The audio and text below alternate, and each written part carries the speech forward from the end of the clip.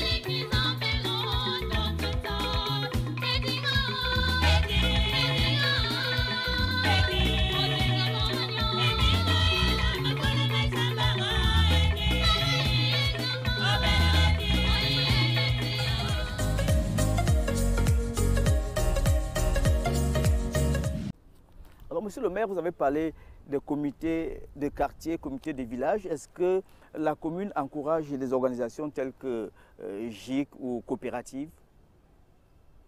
La commune les encourage parce que c'est soit des cadres de concertation, soit des structures qui permettent aux populations de se mettre ensemble, de produire ensemble et d'essayer d'assurer leur avenir ensemble.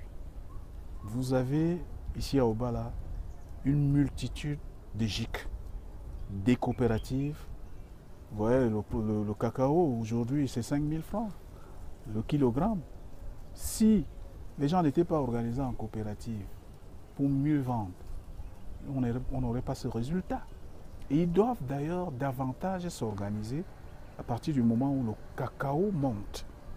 Parce que s'ils ne sont pas organisés, ils seront surpris soit par des vols, soit par des ventes illicites, alors que s'ils sont bien organisés, ils pourront bien protéger leur production et même produire davantage et vendre mieux leurs produits.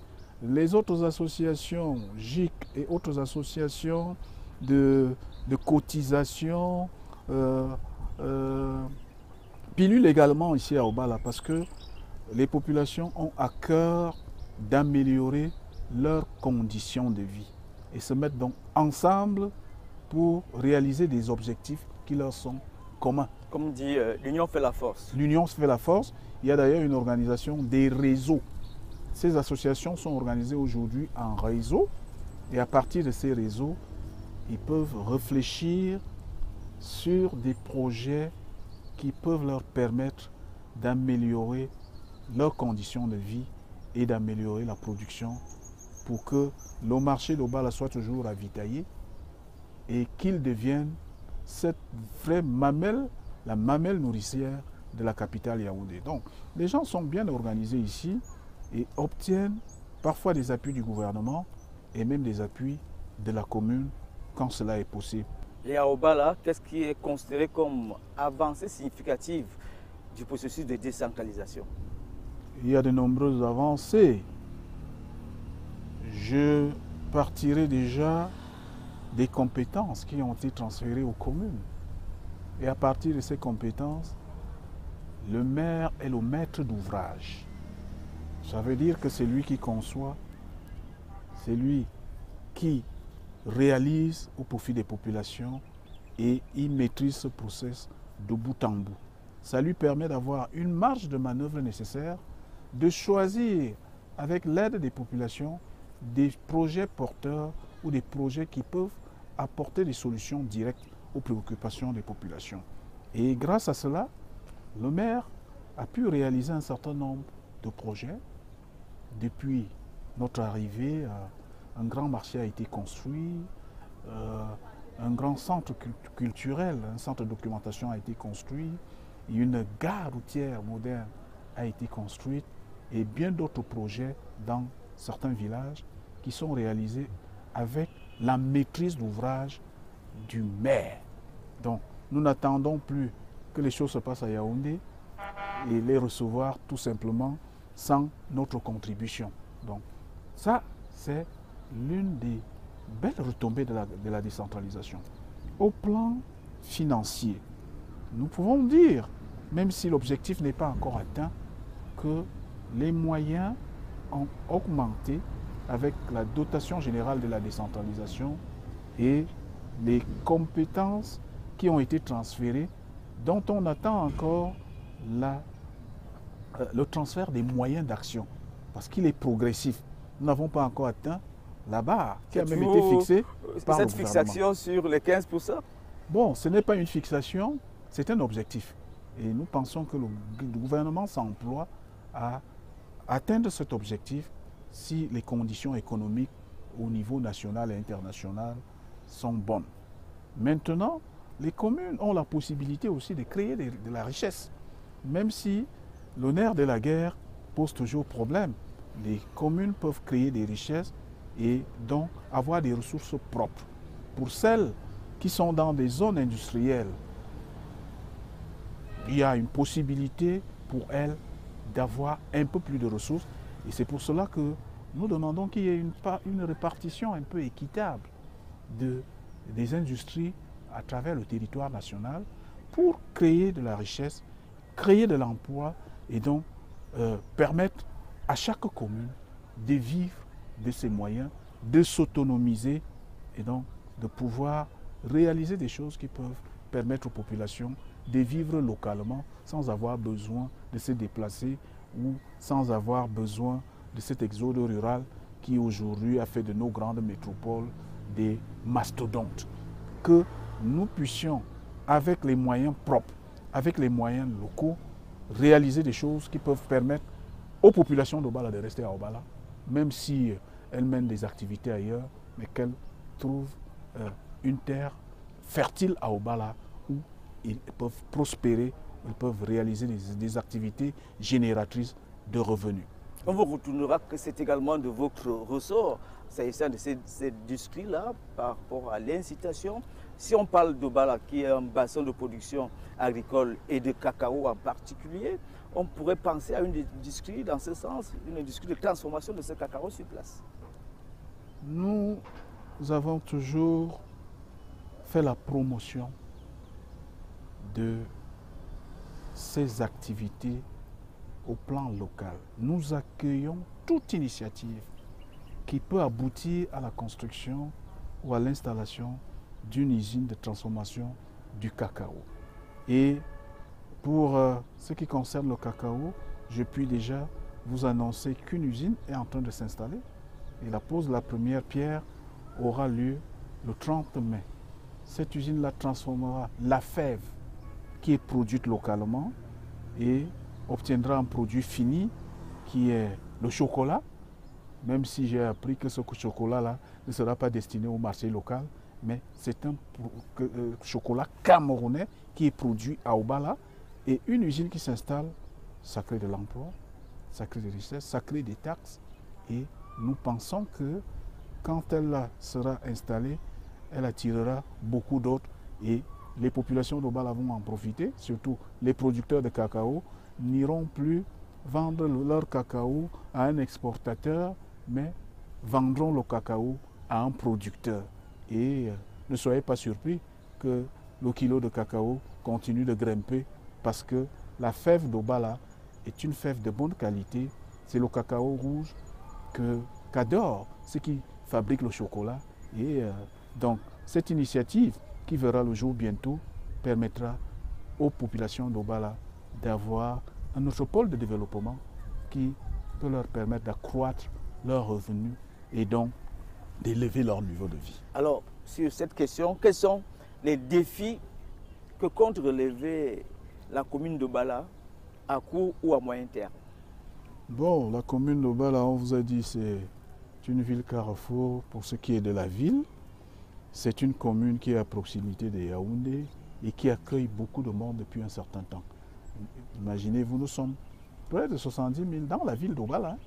Et par extension, sur toute la commune, nous atteignons plus de 200, 250 000 aujourd'hui. Donc, la commune a pour priorité de mieux aménager les espaces de vie. Obala accueille beaucoup de monde, il faut aménager. Il faut faire des routes dans la voirie municipale. Et il faut construire des logements sociaux. Tout ça est dans notre document de stratégie, qui est le plan communal de développement. Et nous allons priorité après priorité. Nous avons commencé l'aménagement de la voirie. Nous allons la poursuivre avec l'appui des bailleurs, des partenaires et du gouvernement pour que cette ville soit bien aménagée et accueille tout ce monde qui désire habiter Obala. Nous avons des pressions foncières ici parce que les gens veulent habiter Obala, qui est une ville banlieue pour Yaoundé. Donc, comme ville banlieue, comme ville satellite, nous avons pour ambition de faire de cette ville une ville touristique. Que les gens partent un peu de Yaoundé pour changer d'idée et venir se reposer à Obala. Yaoundé, c'est la politique à outrance. Yaoundé, c'est parfois, il faut parfois se retirer. Et Obala est mieux placé, ville à côté de Yaoundé, ville carrefour, pour porter ce statut de ville touristique. Nous souhaitons aussi, et c'est une priorité pour nous, que Obala devienne une petite ville industrielle. Parce qu'il y a plein d'industries qui sont localisées à Yaoundé, qui ne devraient même plus y être. Nous voulons aussi que ça vienne s'installer à Obala et qu'on génère de la richesse, qu'on crée de l'emploi et que des taxes qui sont associées, adossées à ces activités-là puissent profiter à la commune d'Obala. Nous allons continuer de manière prioritaire à apporter un appui à la communauté éducative pour que la qualité de l'enseignement de nos enfants soit garantie et qu'on oriente beaucoup plus des enfants vers des filières techniques qui leur permettent à la sortie de pouvoir s'insérer dans le monde du travail, dans la vie active. Nous allons poursuivre des actions de santé. D'ailleurs, nous avons lancé, avec l'appui de certaines ONG, un certain nombre de campagnes pour la santé des populations, parce qu'une population qui n'est pas en santé ne peut pas produire et ne peut pas créer des richesses. Et nous allons continuer à améliorer la gouvernance locale pour que la commune soit cette institution respectée, que la commune soit cette institution qui apporte du souffle aux populations et qui les encadre pour des conditions de vie meilleures. Et l'étiquette des villes frondeuses, avant de se quitter? Je la prends ici, sur ce plateau. Je ne sais pas si Obala est une ville frondeuse. Je sais que Obala, c'est la ville des Étones et des autres Camerounais. C'est la ville des hommes vrais. La ville des hommes vrais. C'est la ville de ceux qui ne se laissent pas berner. Et c'est la ville des gens éveillés, des gens travailleurs qui produisent. Ce que vous voyez au marché d'Obala est produit localement. Et c'est ça qui va à Yaoundé et ailleurs. Donc, frondeuse, peut-être qu'on a pris quelques clichés, parfois à des occasions précises, qui ne reflètent pas la réalité. Si quelques voix peuvent s'élever par certaines brebis galeuses, si je puis les désigner par ce vocable-là, ce n'est pas ça la volonté du peuple ou des populations d'Obala. Donc des petites voix dissonantes qui parfois trahissent leur échec, mais ce n'est pas ça la ville d'Obala. Elle n'est pas une ville frondeuse, c'est une ville où il y a la vie. Et si vous voulez une ville où les gens ne vivent pas, où les gens ne sont pas dynamiques, où les gens ne sont pas vrais, allez ailleurs, pas à Obala. Merci beaucoup, monsieur le maire. Merci, Bertin. C'est moi qui vous remercie vraiment d'être venu à Obala. Obala ne se raconte pas, il sévit. Vous l'avez vu, vous avez fait le tour. Je ne sais pas si vous vous êtes arrêté à une pimenterie. C'est aussi ça la particularité d'Obala. Et je vous invite à revenir pour mieux connaître Obala, pour mieux vivre cette ville qui a pour ambition de devenir une ville moyenne, une commune où il fait bon vivre et une commune riche. Et ce sera avec plaisir, monsieur le maire. Triple D, rendez-vous la semaine prochaine. Décentralisation, différenciation, développement. Au revoir.